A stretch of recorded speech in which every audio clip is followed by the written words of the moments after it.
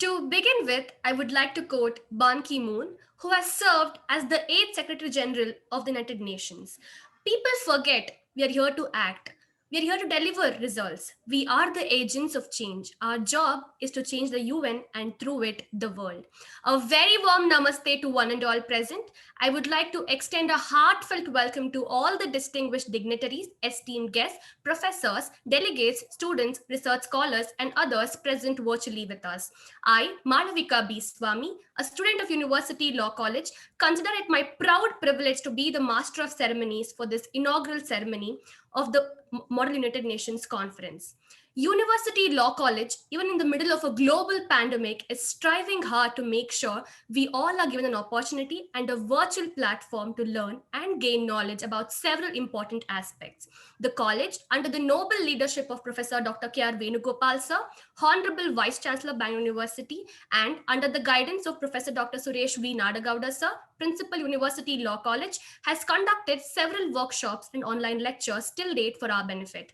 I now invite Namrata Yemen, student of University Law College, to invoke the blessings of the divine with an invocation song. Over to you, Namrata.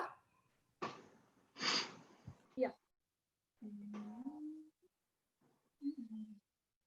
गाइए गणपति जगवंदन शंकर सुवन भवानी नंदन गाइए गणपति जगवंदन शंकर सुवन भवानी नंदन गाइए गणपति जगवंदन सिद्धि सदन गजवदन विनायक सिद्धि सदन गजवदन विनायक कृपा सिंधु सुंदर सबदायक गाइए गणपति जगवंदन शंकर सुवन भवानी नंदन गाइए गणपति जगवंदन मोदक प्रिय मुद मंगलदाता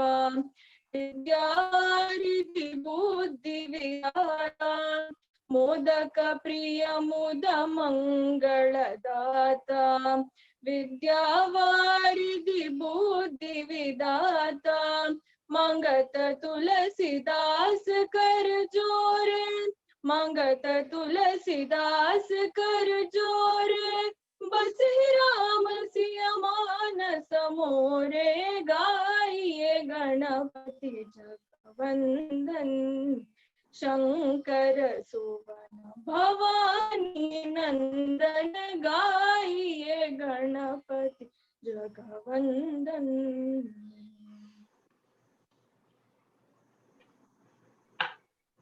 Thank you, Namrata, for this beautiful rendition. Model United Nations Conference activates students' imagination and creativity. In this era of globalization, learning about the world is more important than ever. No matter what field or profession students enter, they will interact with people from different countries and diverse backgrounds. Problems taking place halfway around the globe impact our lives, our country, and our communities. I now invite Professor Dr. Suresh V. Nadagowda, sir, Principal, University Law College, and the director of this conference to deliver the welcome address. Over to you, sir. Okay, thank you, Malvika. Good evening, everyone. Respected guests, President of the program, respected guests of honor, coordinators, co-directors of the program, members of the faculty, President and members of the Alumni Association of University Law College, invitees, delegates of the conference from different parts of the country and the world, members of the print and electronic media, and all our students. I am happy to place before you that University Law College is one of the oldest law colleges in Karnataka, established way back in 1948 as the government law college. Subsequently, the University Law College has been transferred to Bangalore University, and from then it is known as University Law College, Bangalore University. At present, University Law College is offering 5-year BA LLB honors program and 2 years LLM program, and the University Law College is housed in a sprawling Bangalore University main campus at Nanbharti. The college has proud alumni consisting of former Chief Justice of India, Sri M.N. Venkatachalaya, former judges of Supreme Court, Honorable Justice N. Venkatachalaya, Honorable Justice N. Santosh Hegde, Honorable Justice R.V. Ravindran, and hosts of eminent Chief Justices and judges of various high courts, and it has also many eminent advocates and academicians as its alumni. It gives me an immense pleasure to state that University Law College Model United Nations Conference aspires to provide a platform for deliberation as we strongly propagate education through experience.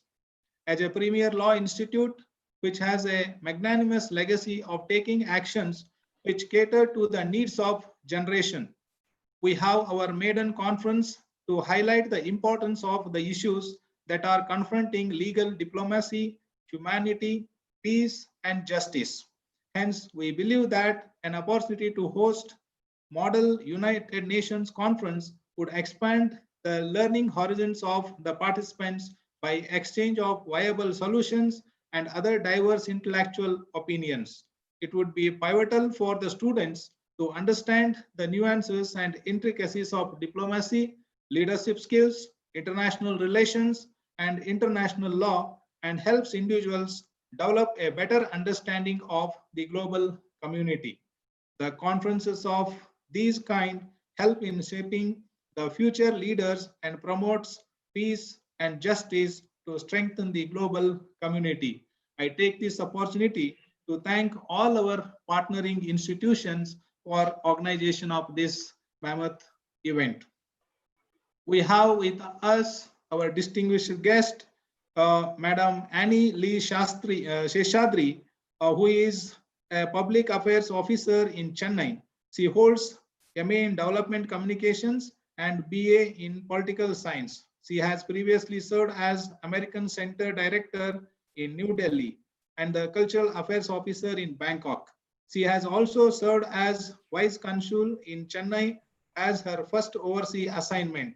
I take this opportunity to thank you very much, Madam, for accepting our invitation to be the guest and also to inaugurate this important event and to address, deliver inaugural address. And I, on behalf of Bangalore University and University Law College, extend you a very warm and cordial welcome to this program.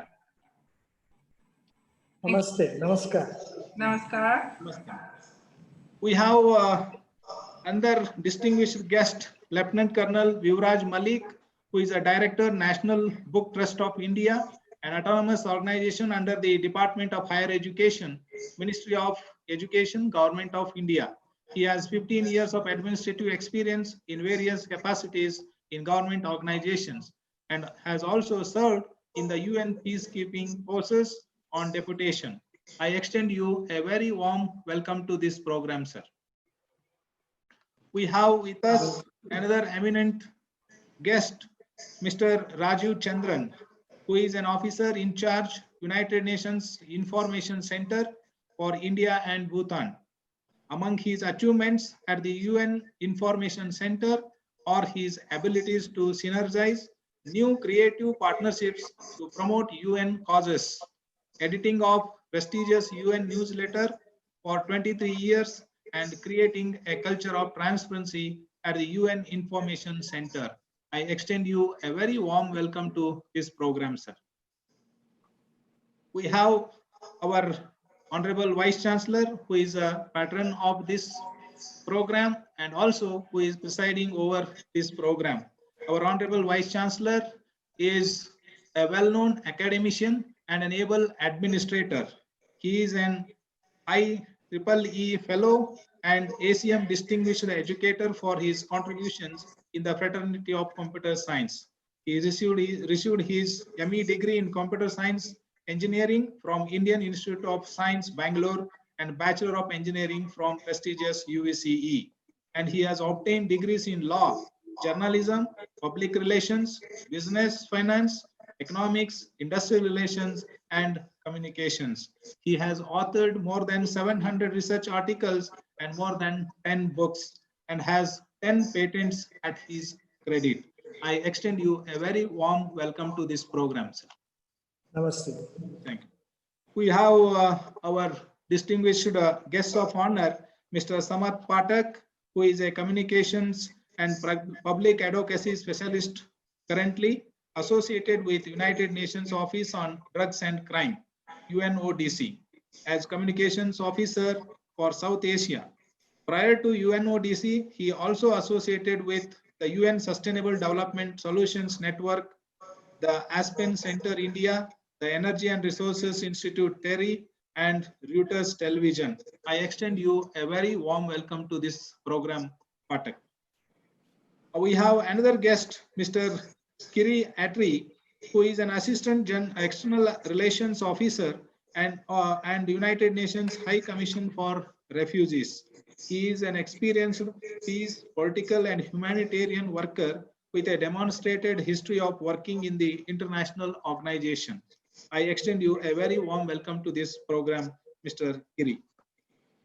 We have our own professors, Professor Dr. V. Sudesh, former Principal and Chairman and Dean Faculty of Law, Professor Dr. N. Dashrath, present Chairman and Dean Faculty of Law, and coordinators of this program, Dr. N. Satish Gowda, Dr. Jyoti Vishwanath, and Dr. Chandrakanti. I extend them all a very warm welcome to this program. I also welcome all our guest faculty members who have joined with us now. And I would like to make a special mention that University Law College has an exemplary alumni association who are very cooperative and extending all their support for all our endeavors in University Law College. We have our President, Sri S.F. Gautam Chand, and all the members of the Alumni Association. I extend them all a very warm and cordial welcome to this program. So we have our student secretariat members, Mr. Naman, President of the MUN, Niharika D'Souza, Secretary General, Satyajit MS, Deputy Secretary, and other two students who have really worked hard for this program, Mr. Ajit, Vinay, and many others. I extend them all a very warm welcome to the program. We have our executive board members who have kindly consented to judge the activities in these 2 days. Mr. Aditya Bhatt, Anusha, Mr. Amitesh Dar, Chinmaya Prasanna, and Ishwar Chava. I extend you all a very warm welcome to these programs. I would like to extend my hearty welcome to all the deans of the faculties, chairpersons of the departments, members of the syndicate and academic council, principals of the law colleges who have joined with us, distinguished invitees, delegates of the conference from various parts of the country and abroad, and also the print and electronic media, and last but not the least, all our dear students and research scholars. Once again, I extend you all a very warm welcome to this program. Thank you very much. Thank you, sir. I now invite Mr. Naman Wankadari, the President of University Law College Model United Nations, to introduce the University Law College Model United Nations Conference 2020. Over to you, Naman. Thank you. Honorable dignitaries, members of the faculty, members of the executive board, delegates, and to one and all present here. And most importantly, with the blessings of my gurus, I seek to begin.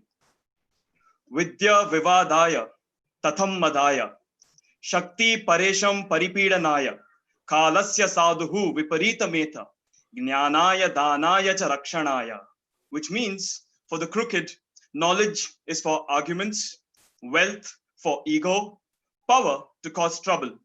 But for the noble, knowledge is for wisdom, wealth for generosity, and power for protection.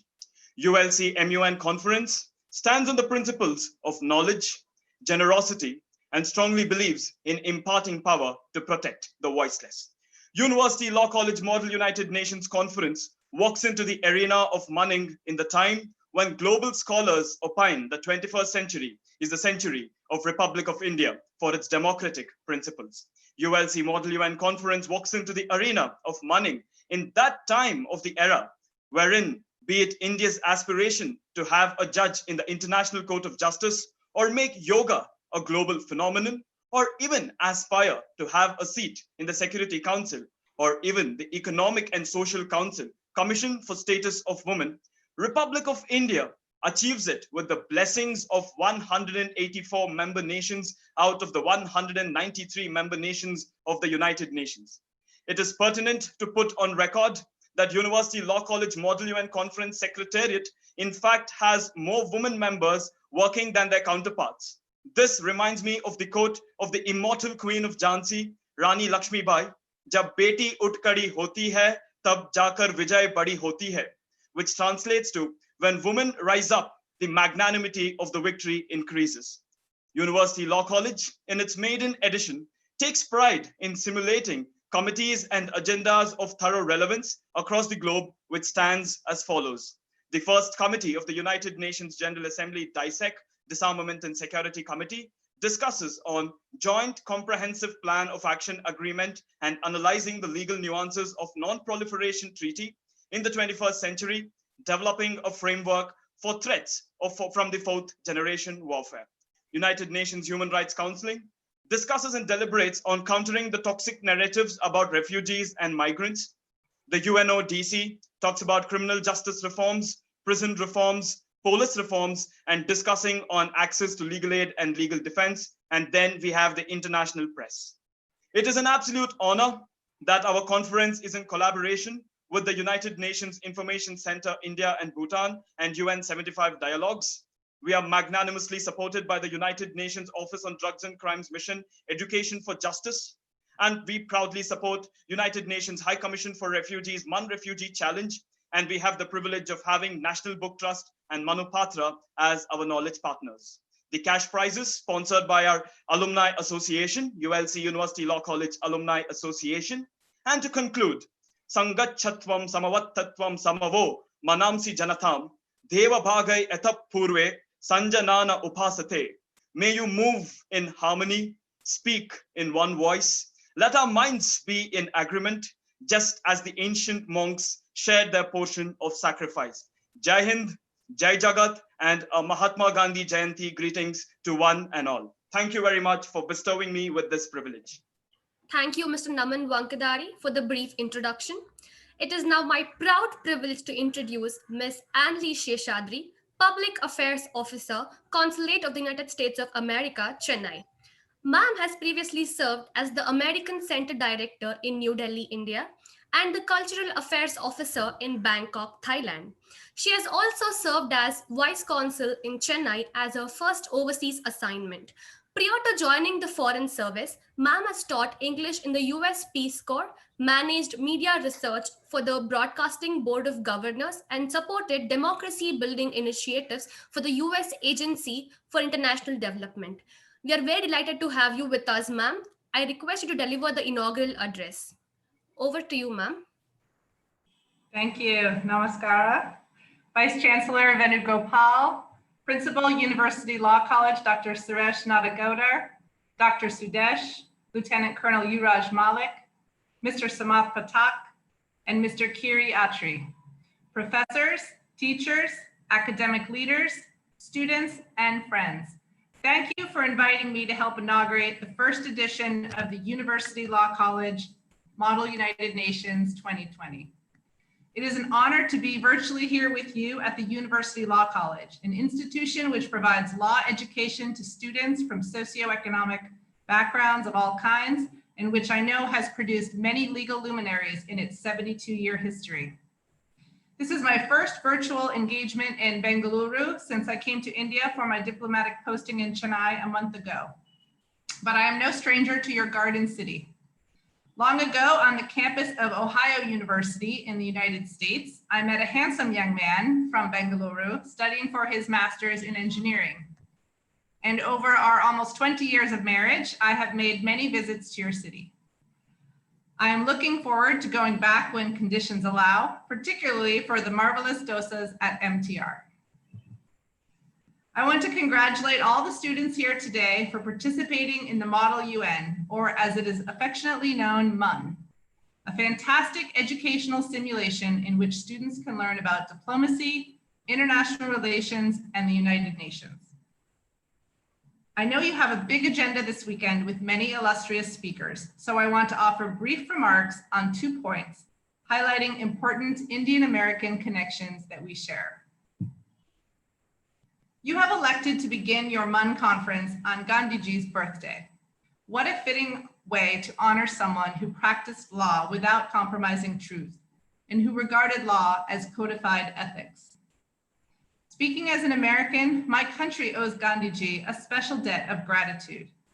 That may be why we have more statues of Gandhiji in any country outside of India, including a prominent one in Washington, D.C., which you can see on the US Embassy India social media platforms today. You see, Gandhi's work and life had a profound influence on Dr. Martin Luther King Jr. King's philosophy was inspired by Gandhi's nonviolent action to end British rule in India. And Martin Luther King Jr. dedicated his life to the nonviolent struggle for racial equality in the United States. In 1959, King traveled to India to pay homage to the life of the Mahatma. 50 years later, Martin Luther King III and the Congressional Black Caucus, led by Congressman John Lewis, returned to India to celebrate the 50th anniversary of this pilgrimage. I was honored to be in New Delhi for that visit, and the powerful impact of that anniversary trip still resonates with me.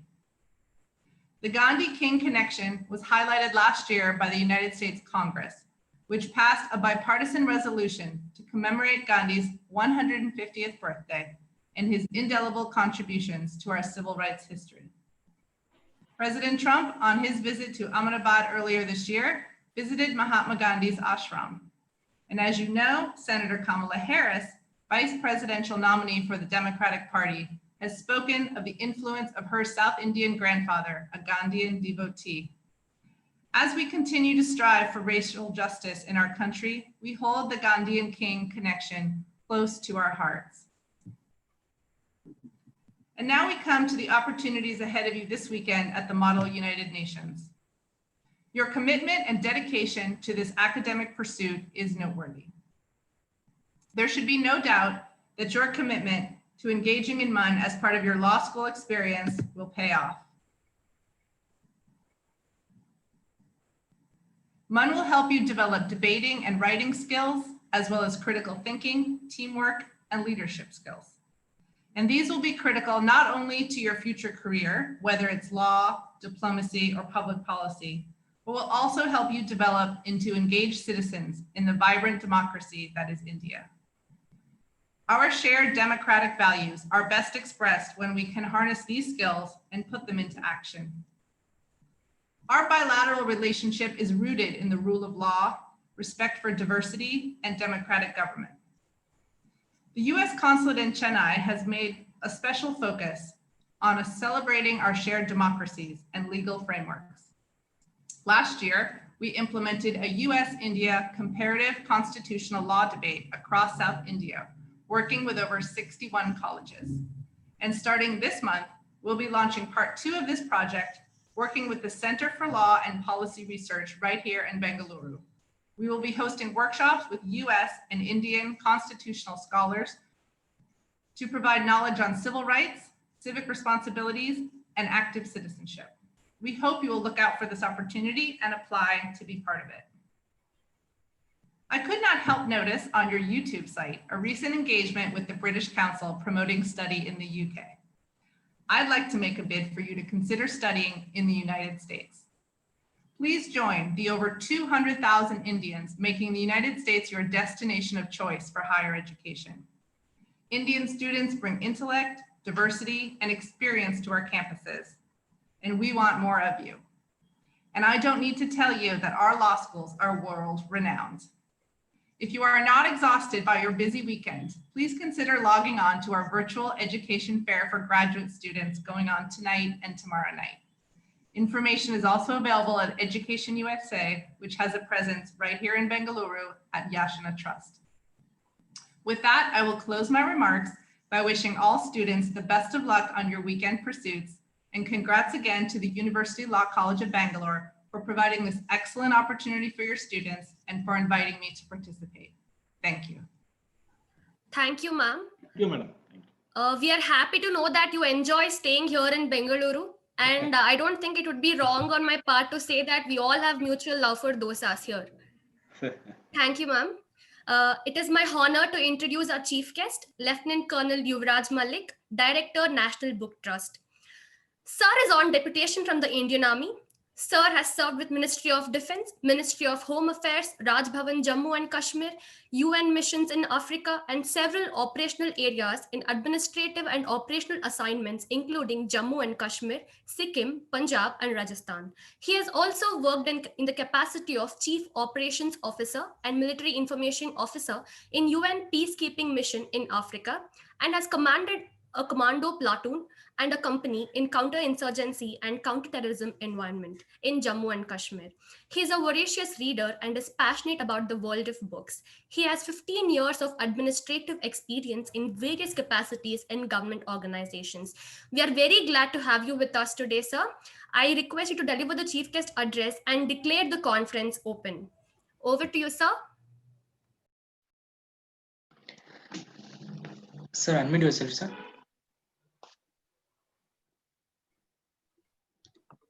Thank you so much and a very good afternoon. Namaste to all. Respected Vice Chancellor, the eminent people on the panel, Professor Suresh Naragoraji, Namanji, Ms. Annie, Mr. Rajiv Chandran, Samarji, Mr. Kiriyatri, and Mr. Sudesh. It's an honor for me to have an interaction with you, all the eminent people from across the spectrum. Spectrum is very wide, academician to a counselor, to diplomat, to United Nations representative, man from army, man from... So it's a treat for me to be here and share my views on my experience working with UN. First of all, today is 2nd October. It's a Gandhi Jayanti. We are celebrating Gandhi in a very big way all over the world.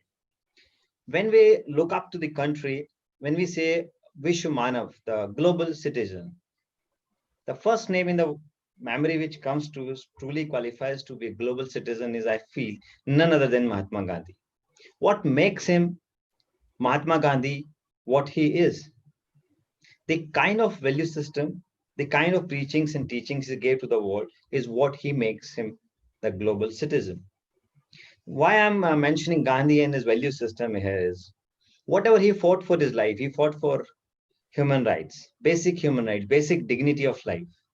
He's fought for freedom. He fought for peace. He fought for truth. He fought for cleanliness. Whatever values he gave, when we have to look up to him and ask him, what is his one message to the world?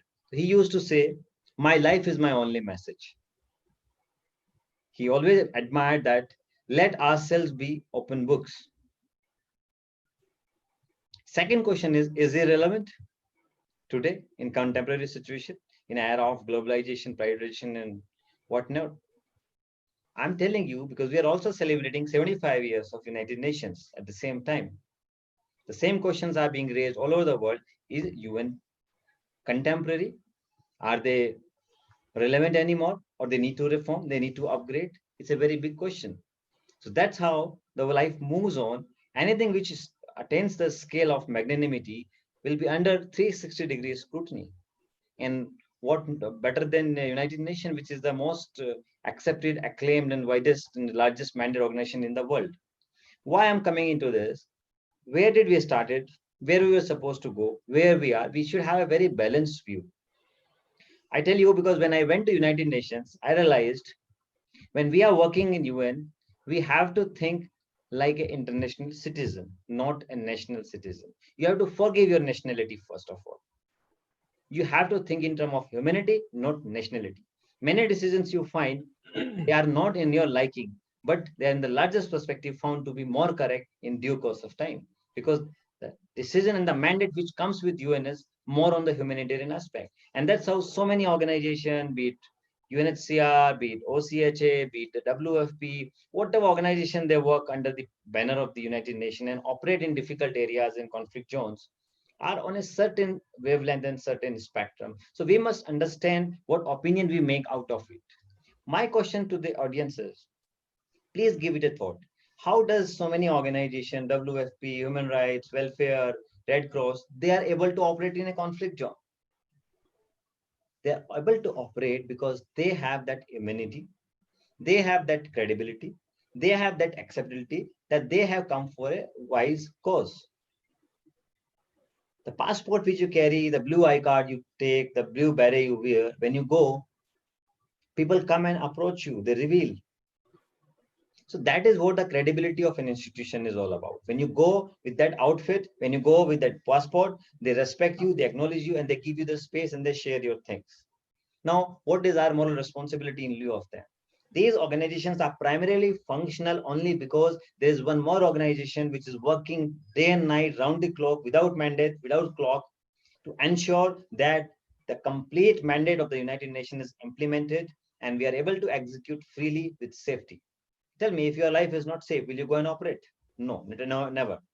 Who ensures your safety? There's a hidden force, the college peacekeeping force, which is operating in all the conflict zone in the world. Now, how does the role of these organizations start with? It is not overnight a force come in a country and they start operating and then these organizations develop.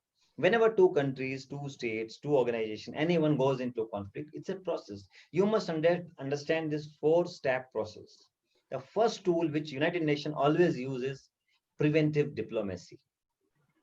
They ensure, they try to send their fact-finding missions, they try to send their diplomats, their parties for assessment parties, factual reports, so that they use diplomacy to diffuse the tension and avoid the conflict. This is the first tool they use. Second tool is peacemaking. When they feel that both the parties are going hostile, there's a chance of threatening to peace and some conflicts may take place. So they go for peacemaking. They try to bring under the banner of mediation or arbitration two parties which may lead to a conflict for peace.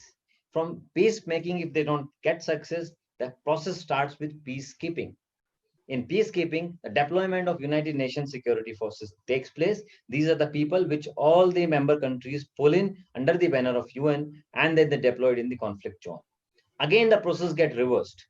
When they are in peacekeeping, they don't aim for anything else. They again go back to peacemaking. They again make the parties sit together. And this is where these organizations play a very, very important role because UN work on 360-degree format. The feedback will come from every organization, be it Red Cross, be it WFP, Human Rights Commission, or whatever organization they are working, refugee committees, fact-finding committee, missions, whatever. So they all are collaborative, then a very balanced decision is taken. If that process is failing again and again, peacemaking to peacekeeping, then the deployments start changing. And there are rules of engagement. Under Charter 6 and 7, there are two kinds of conflict. The forces are deployed and these troops contributing countries under the mandate of United Nations functions. Now you will say how Indian Army is operating, how Pakistan Army, Bangladesh Army, German Army, or any other army is operating. That is the beauty of UN. You are commanding troops of A part, your boss is from B part, B is reporting to C nationality, C is reporting to D nationality. So the neutrality factor is always there, checks and balances are there. That's why UN is able to execute its mandate and they are working comfortably and there's no clash of interest within UN in the operational environment. Otherwise, it will become suicidal. Now this process starts with the next phase comes from preventive diplomacy to peacemaking to peacekeeping to post-conflict peace building. Now here it is a very important role. All the organizations which we are talking, I'll be covering separately, they function in this when the conflict is over, it is in a stabilization stage and we need to reconstruct the country. For example, Timor, for example, Afghanistan. Let's take a current example of Afghanistan. So post-conflict peace building is where political, social, economic, military, all kind of reconstruction in the country takes place. And the confidence building measures on behalf of United Nations through various agencies are launched. Now, how to reconstruct a country? There's only one formula. From capacity building to nation building. You pick up every institution and start building it from scratch. The focus of the seminar is on justice delivery system. It is like us only. Only the certain rules of the game change, certain constitutional framework change, certain administrative procedures change, but the core and the identity and the spirit is same. So when we talk about justice delivery system, all these organizations which are working and give their reports, one part is the role of police. Second comes the role of justice, the judges. Third comes the justice mechanism itself, which includes prisons also, the administrative procedures. So when UN is working, they are not only ensuring in the complete process from diplomacy till nation building, what they are doing, they are giving their inputs in a current format so that the course correction is very active.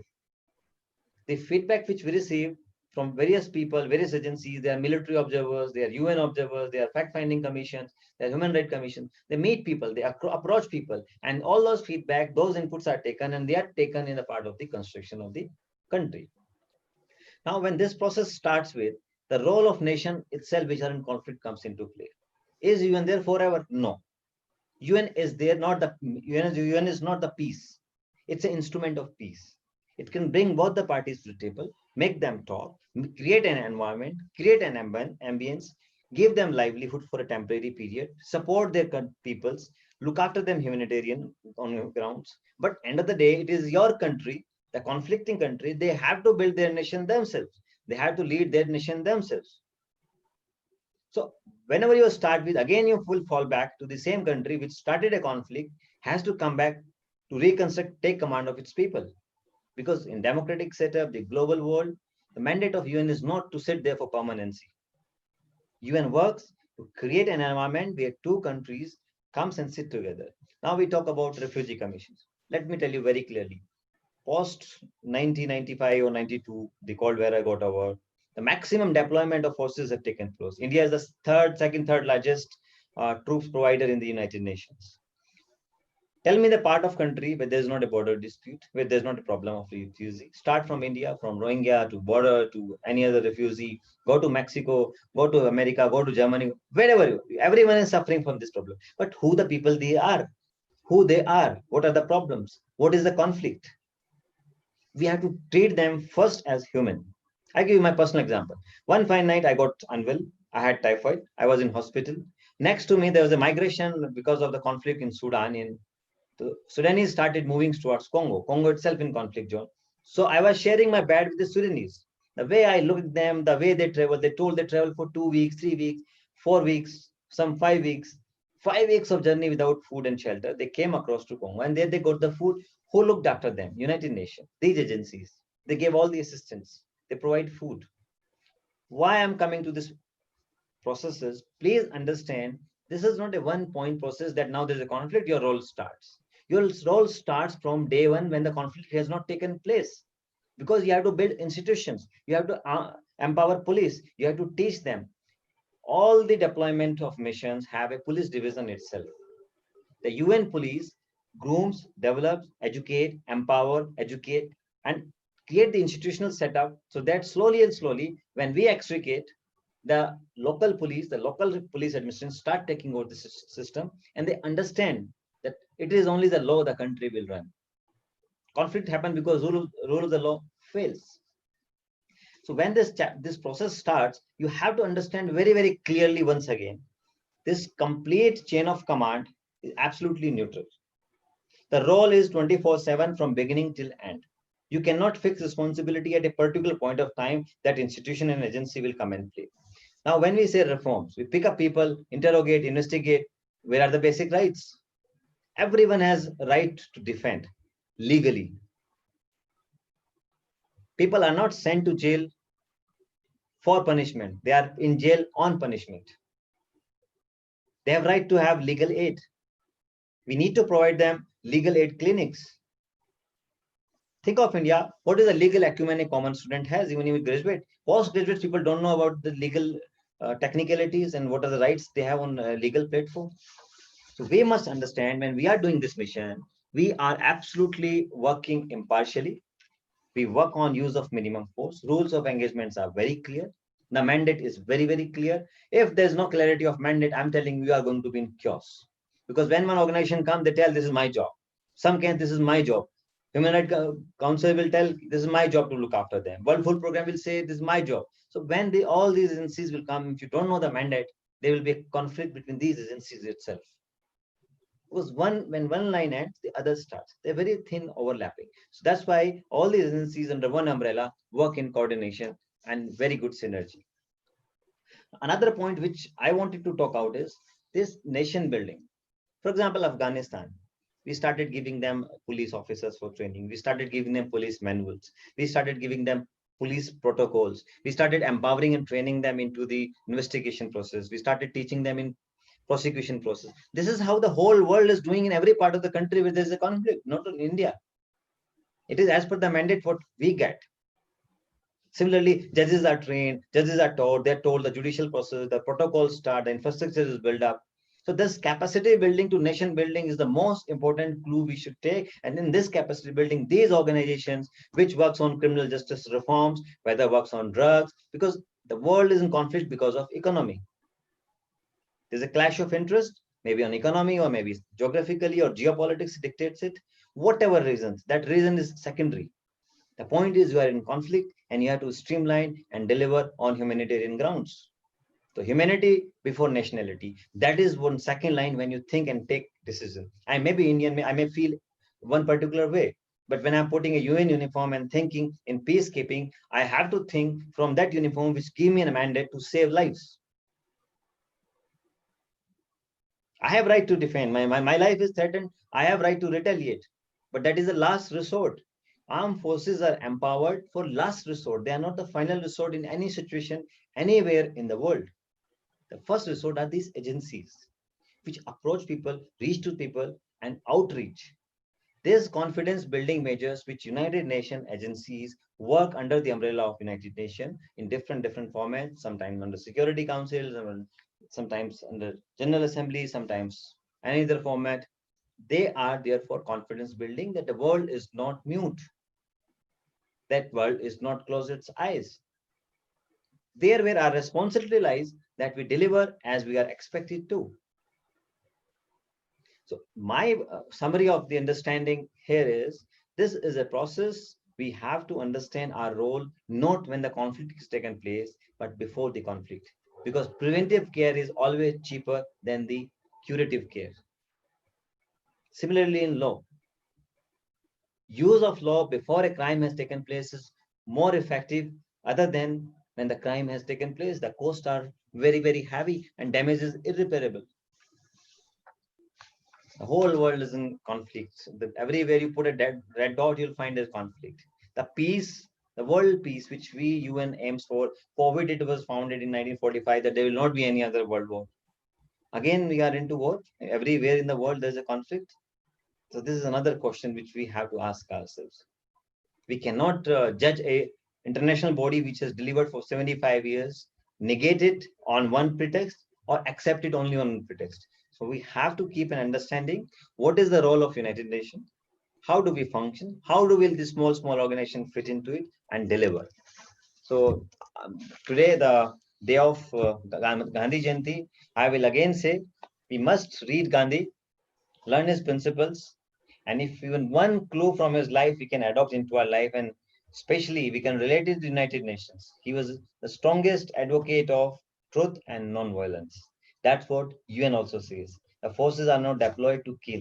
They are sent for peace making, peace building, and nation building, not nation breaking and killing. So once again, I think my time is over. I should sum up, and I compliment the entire team which have organized such a beautiful event. The technical aspects will follow, where we will deliberate on each aspect about human rights, about reforms, disarmament. One more thing I want to tell, disarmament is one place. From disarmament, we have to move to integration. We have to bring the people and the country and the technology into the mainstream. If you leave people midway, you can disarm. But if it will take 2 minutes to get again armed. So disarmament to integration and getting into the mainstream is the complete process which we have to discuss. We can only talk of disarmament. We have to ensure the checks and balances, And I'm very sure this conference will come up with very valuable inputs. A very positive and constructive, healthy debate will come up. New ideas will come up, which will become part of the references in days to come. And it will be a great learning for us. And I compliment the complete team of Bangalore University, Bangalore Law College team, and the organizers. Thank you so much for giving me this valuable time to share my opinion.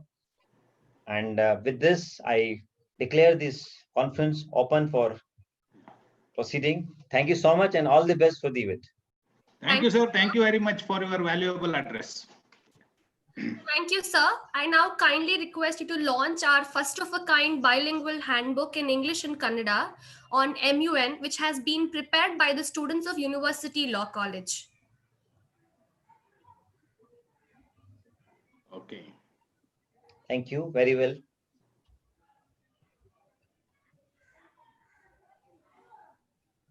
This is a first of a kind bilingual handbook in English and Kannada on MUN.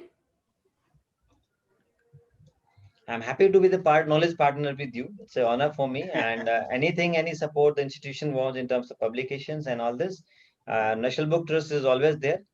We are here to spread book culture and reading culture in the country. So please take it granted, whatever prizes and books we can share, we will share it with you. Thank you, sir. Thank you, sir.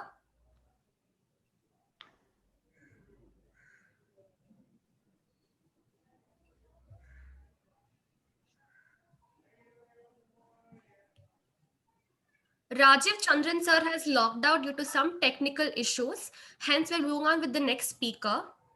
Okay. It is my honor to introduce our guest of honor, Mr. Samarth Phatak, Communications Officer, United Nations Office on Drugs and Crime.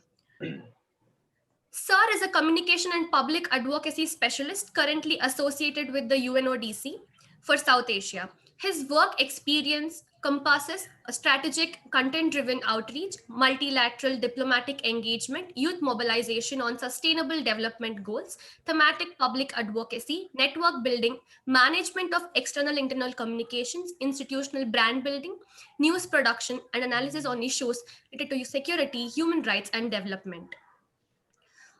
The Energy and Resource Institute and Reuters Television. Some of his previous writings have been appeared in the Huffington Post, The Guardian, Reuters Alternate, Medium, Dawn, The Kashmir Times, Hard News Magazine, and The Asian Age. We're indeed very happy to have you with us today, sir. Over to you. Thank you very much. I hope you have all been safe and well. On behalf of the UN Office on Drugs and Crime, I'm delighted to be a part of this very important and special Model United Nations, which is being held in support of UNODC's Education for Justice initiative. I'm truly honored to join this session and thank the University Law College, Bangalore, for convening all of us today. My deepest gratitude to Professor Venugopal, Professor Nadagodar, Professor Dashrath, Professor Sudesh, the coordinators and the secretariat of this Model UN, Mr. Naman Bangdhari, Ms. Anne Seshadri, my colleagues from UN India, Mr. Chandran and Kiri, and delegates, respected guests, and all of the viewers. I call this University Law College Model UN special because of three reasons. First, because it is being held during and despite COVID-19, which is the most pressing global challenge that the world has seen so far. Two, because it marks the spirit of the Sustainable Development Goals, or the SDGs, which is unity and partnerships. And third, because it is a completely student and educators driven initiative, which is a need of the hour. As we have all seen by now, the COVID-19 crisis has caused a huge disruption. It has posed very serious risks to health and well-being, but also other spheres such as economy, education, human rights, and overall security and stability of nations. There are also emerging social risks such as discrimination and exclusion, misinformation, gender-based violence, cybercrime, mental health and anxieties, crime and social strife, among other things. And that is why it is really encouraging to see that in this new normal, we are all trying our best to spread positivity through action by connecting with each other and by joining hands to help others. I think this has been the greatest takeaway from this unprecedented situation, that partnerships for peace, partnerships for development, and for the sustainable development goals are absolutely an imperative. The other takeaway, of course, is rethinking education for justice, peace, SDGs, and youth action on issues that matter. The question here is there a need or is there a space to reimagine youth engagement on peace and the global goals as we build back better from COVID-19? My answer to this is yes, we do need a recalibration in our approach, especially because this is, of course, the decade of action. 2030 is just 10 years away. And this is our last chance to actually commit and take concrete steps to think about the future we want and build it without leaving anyone behind. And therefore, it is an imperative for young people like you to come forward and take charge, gain knowledge, engage on issues, speak up, take action, and lead the change. As we have always heard, it is somewhat of a cliche now that youth hold the key to the future, and, and excuse me, and they are the greatest hope that the planet has. But there is truth to this cliche. As the world grapples with this pandemic and charts a new future, this is the time for young people to commit to strengthen peace, justice, and the sustainable development goals and act for the rule of law. At UNODC, we believe that this cannot be achieved without education, and specifically education for peace and justice, in line with the United Nations principle of leaving no one behind and the Sustainable Development Goals. In this context, our global flagship program, the Education for Justice Initiative, has been actively engaging with students and educators at the primary, secondary, and tertiary levels in schools and universities. Through values-based education and activity-based learning, the idea is to empower students and educators to play more tangible roles in the social space and become proactive and responsible citizens who are catalysts for social change. During COVID-19, UNODC also initiated the Lockdown Learners series to connect with students and educators in schools through free of cost interactive dialogues that bridged gender and socio-economic divides. The idea was to engage young people on social themes and promote youth action to strengthen peace and SDGs. This has received tremendous feedback from parents, students, and educators themselves. So today, as we are in the midst of this Model UN, I have an appeal to all the delegates and all the participants. You will be engaging in dialogue in the forthcoming sessions. You will be debating. You will be talking about a variety of topics and issues of concern. You will, of course, be drafting resolutions and notes as well. However, while you are at it, do remember your very special role amidst this historic crisis. Think about what you can do to supplement what you are saying. Your participation in this MUN will be truly impactful if you can also come up with innovative solutions and ideas to solve the problems that you are discussing and then formulate plans of executing them. This MUN should ideally be a forum of action amidst this pandemic and a base where you can create solid youth networks, problem-solving networks, and emerge as ideapreneurs to address the challenges the world faces today. Remember, all that it takes is intent, ideas, innovations, and then its implementation. So I'll conclude by saying that to build back better from COVID-19, we do need a renewed commitment to the Sustainable Development Goals. We must remember that this is the decade of action and 2030 is just 10 years away. And it is critical for all of us to integrate our efforts and join hands to achieve the SDGs. For this, we need the three Ys: youth engagement, youth commitment, and youth action. Thank you for your time, and I wish this Model UN a lot of success and look forward to seeing your collective efforts. Thank you very much. Thank you, Samarth. Thank you. Thank you, sir. I consider it my proud privilege to introduce our next guest of honor, Mr. Kiri Atri, Assistant External Relations Officer at the United Nations High Commissioner for Refugees. Mr. Kiri Atri sir is an experienced peace, political and humanitarian worker with a demonstrated history of working in the international organization. Skilled in international relations, government relations, NGOs, refugees protection and assistance, humanitarian assistance and policy analysis. He is a strong international relations and social service professional with a master's focus in international relations from JNU. We're indeed very delighted to have you with us, sir. Over to you. Thank you. Thank you so much, Malvika. And I would say like it's an absolute delight to be part of this conference. Before I begin my interjection, I would like to foremost thank Professor Dr. K.R. Venugopal, who is the Vice Chancellor of the Bangalore University. Also Professor Sudesh V. Nada Godar, the Principal of University Law College, for having me here. It's an absolute privilege to speak to students here, and thank you for having me here. Also, my greetings and regards to my co-panelist, Madam Annie, my colleagues from UN, Mr. Rajiv Chandran and Samarth, and also Director for National Book Trust, Lieutenant Colonel Yuvraj Malik. I had an absolute delight actually listening to all of them. Some of the amazing ideas which were thrown up by them during their speeches very much resonates with what I am going to speak about. The topic which was assigned to me was to speak something on countering toxic narratives around refugees, asylum seekers, and migrants. I did hear my fellow panelists, and some of them did really mention some of an amazing ideas.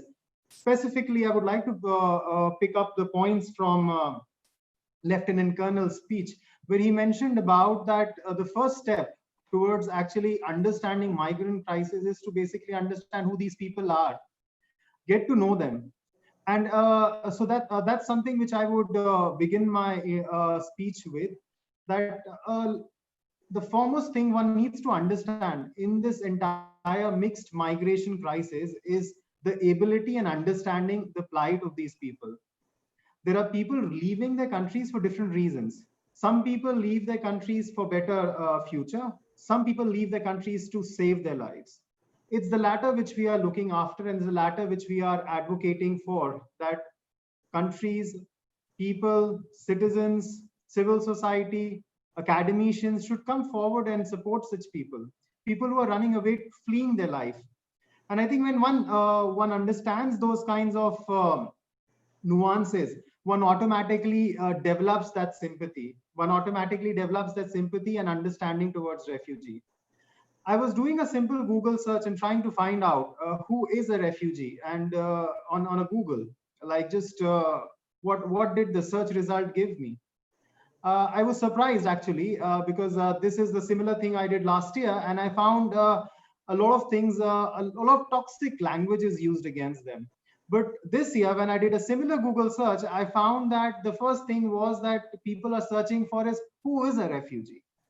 So I think we've come a long way. We've come a long way since last year to this year. And to counter a toxic narrative is to basically understand who these people are, and to share stories about them, to share the person's stories behind them. And I think it's a very opportune moment also to speak today, because we are commemorating the International Non-Violence Day to mark the birth anniversary of Mahatma Gandhi. I would like to invoke two of his ideas, or maybe rather one of his ideas, which is Sarvodaya. I think where he mentions that universal upliftment of all, which is more or less an idea which the humanitarian or the development agenda is hinged on these days. We are talking about sustainable development goals. We are talking about leave no one behind. We are talking about a whole of society approach. Is a call which Mahatma Gandhi already gave in 1908 when he called for Sarvodaya. So I would say we should take a cue from Mahatma Gandhi's ideal of Sarvodaya. And also something from our own civilization. There's a call for Vasudev Kutumbakam, which is world is but a one family. I think that's another ideal, an agenda, we could pick up in order to counter such kind of toxic narratives. And I would just say, like, to counter is basically starts with our own change of hearts, our own change of minds, and that starts with sympathy, that starts with empathizing, that starts with compassion. Start seeing people behind those numbers. When we say that there are 70 million refugees around the world, we should know that each number is, so you're talking about 70 million lives. So I would say that a sense of humanization is required, a sense of understanding is required, and just maybe a few practical suggestions for the participants who are part of the MUNs when you're debating, when you're contemplating on countering these toxic narratives, what academicians, students like you could do in this thing. Write about them, write stories about them, debate about their issues, see it from the legal perspective, see it from a human rights perspective. So bring up new stories around it. So I would say that's something around countering toxic narrative. But yeah, so that's all from my end, and I was happy to be part of the panel, and good luck to all the MUN participants, and yeah, again, a very happy non-violent day. Thank you, sir. It is now my honor to introduce our Honorable Vice Chancellor, Bangalore University, Professor Dr. K.R. Venugopal, sir. Sir is an IEEE Fellow and ACM Distinguished Educator for his contributions in the fraternity of computer science. He was the principal of University Vishveshwaraya College of Engineering for 15 years.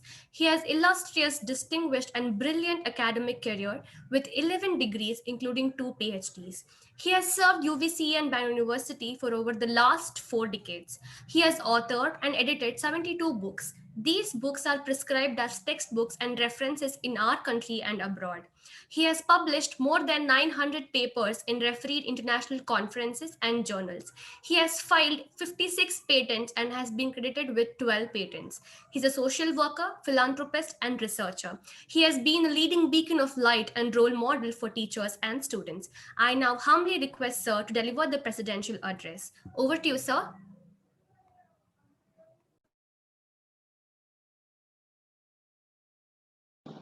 So please unmute yourself, sir. I'm very privileged, and it is a great pleasure for me to deliver the presidential address on Mahatma Gandhi anniversary, birth anniversary. We have with us, I was listening to Madam Anne, Lieutenant Colonel Yuvraj Malik, Pathak, Kiriafri, and their narratives on how the United Nations is playing an important role in building the concept that was being devised by our country, Vasudhaiva Kutumbakam. The final theme is Vasudhaiva Kutumbakam, one family. That is the ultimate theme of the United Nations. And we have seen that today, on Mahatma Gandhi's birthday, 152nd birthday, who practiced non-violence and ahimsa, it resonates with the UN resolutions. A very pleasant evening to this virtual gathering, and I would like to commend University Law College and Department of Studies in Law, Bangalore University, for taking up the initiative to host a model United Nations conference to keep the light of knowledge and learning ablaze during these times of the corona or COVID crisis. The pandemic has not just brought to an end to the spirit of education, but also the spirit of competition and intellectual growth. However, our university has time and again taken up several initiatives to provide a platform for students to improve mental faculties and continue to learn. The United Nations is an intergovernmental organization focused towards maintaining peace and enabling security around the world. The organization, since its inception, has contributed towards peace building mechanisms. From times of Cold War to combating the environmental crisis that we have found ourselves in today, it is indeed pivotal to involve students in deliberations and discussions to understand and partake in solving global issues. It is commendable to see the initiative of the model United Nations, which is a mock simulation of the United Nations and its various committees to discuss on several agendas. The aim is to help students develop an intricate and nuanced understanding of international law and the global community. Such a simulation would encourage students to think critically and analyze the pressing issues faced by the international community and provide viable and novel solutions to resolve the same. Such an initiative attempts to encourage the leaders of tomorrow to start taking action today. The objective and purpose behind University Law College conducting this month, that is Model United Nations, is to provide a platform for all interested students to discuss development issues, democratize concept of Model United Nations, experiential education to expand the learning horizons, develop leadership and diplomacy skills, conceptualization of international relations and international law, and lastly, to provide insight to the working of the United Nations and member nations. Bangalore University and University Law College have always strongly advocated education through experience and are therefore providing this opportunity to students where learning various aspects of policy making and law can be learned in detail. In the current crisis, the current pandemic scenario, we consider it important to boost student morale by conducting such events by using the best of the technological resources available. We believe that education can truly develop our country and take it to new heights. The aim of this model United Nations is to reach all students from different walks of life. Hence, we are not charged any registration fees to ensure mass participation and provided equal opportunity for all students. Apart from the Mun Conference, we have also joined the Mun for UN 75 dialogue, wherein we would be hosting a plenary session on 3rd October, where a platform will be provided for discussion on grave issues that we face as a humanity today. Furthermore, to facilitate a real-time discussion and deliberation, we have overcome the barrier of language. Hence, participants of the UN 75 dialogue are allowed to express their views in the language of their choice. There are no stones left unturned in our motto to spread the light of the knowledge to all students, not just from Bangalore, but from around the world. It is wonderful to announce that we have received over 150 registrations for the maiden edition of our Model United Nations. We are hosting students from different streams and disciplines, from law, engineering, medicine, and several others. I would like to thank all the esteemed guests who have agreed to grace this occasion. especially Anne, Yuvraj Malik, Rajiv Chandran, Samat Pathak, Kiri Apri in this inaugural session. I would like to thank also our principal, Professor Suresh Nadagaudar, Professor Sudesh, Professor Dashrath, Jyoti Vishwanath, Satish Gowda, Chandrakanti, and also our student UN President, Vaman, and the President of the Alumni, Gautam Chand. Gautam Chand. Yeah. And it is truly a tribute on the birthday of Mahatma Gandhi that we have initiated such a wonderful conference. Now, to come about that UN, which was founded in 1945, had four